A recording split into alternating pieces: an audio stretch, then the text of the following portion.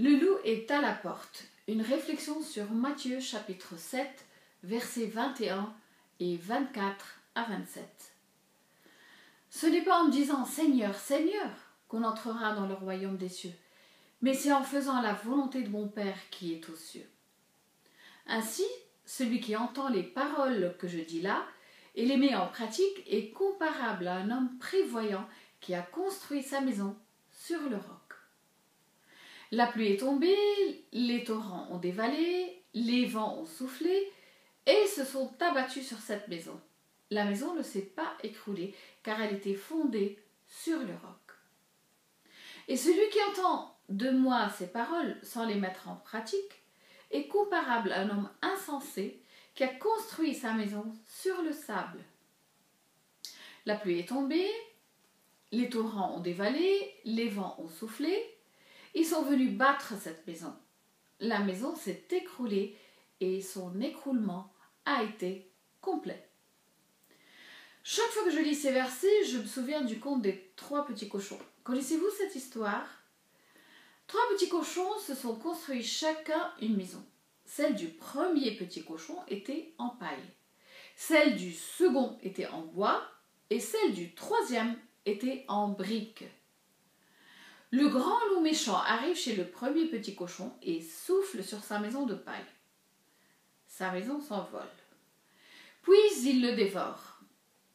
De même, il arrive à la maison du deuxième petit cochon, qui est en bois, souffle dessus et la maison s'écroule. Ensuite, il arrive chez le troisième petit cochon, souffle sur sa maison qui est en briques, mais sa maison reste toujours debout. Il n'a pas pu lui détruire sa maison. Lorsque je pense à ce conte, je me souviens du conseil de Pierre. Soyez sobre et vigilants. Votre adversaire, le diable, rôde autour de vous comme un lion rugissant qui cherche quelqu'un à dévorer. Selon 1 Pierre 5, verset 8. J'imagine que le diable est comme le grand méchant loup. Il souffle fort pour essayer de détruire nos maisons. Et nos maisons ne sont pas solides. Elles s'écrouleront et il nous dévorera. Alors, comment fortifier vos maisons? Dans sa première lettre aux Corinthiens, Paul écrit cela. « Par la grâce de Dieu qui m'a été donnée, j'ai posé le fondement comme un sage architecte et un autre édifie dessus. Mais que chacun prenne garde comment il édifie dessus, car personne ne peut poser d'autre fondement que celui qui a déjà été posé, qui est Jésus-Christ. L'œuvre de chacun sera mise en évidence, car le jour la fera connaître, parce qu'il est révélé dans le feu. Et l'épreuve du feu montrera ce que vaut l'œuvre de chacun, selon 1 Corinthiens 3, versets 10 à 15. Jésus doit être le fondement de notre maison, ce qui signifie qu'il doit être le Seigneur de notre vie. Il ne suffit pas que nous disions « Oui, Seigneur ». Nous devons faire ce qu'il nous demande de faire. Mais malheureusement, nous avons tendance à être très sélectifs sur ce que nous faisons, n'est-ce pas? Si cela nous convient, nous sommes trop heureux de faire ce qu'il nous demande de faire. Mais si ce n'est pas le cas, on envoie Jésus se promener.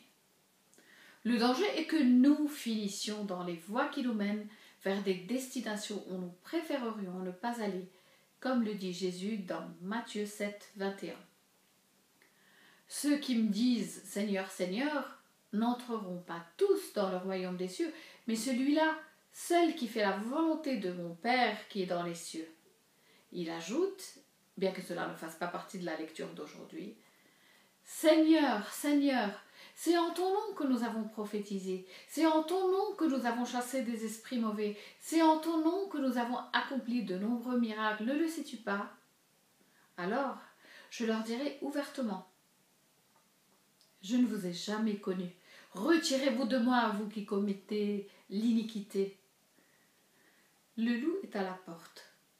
Votre maison est-elle assez solide ?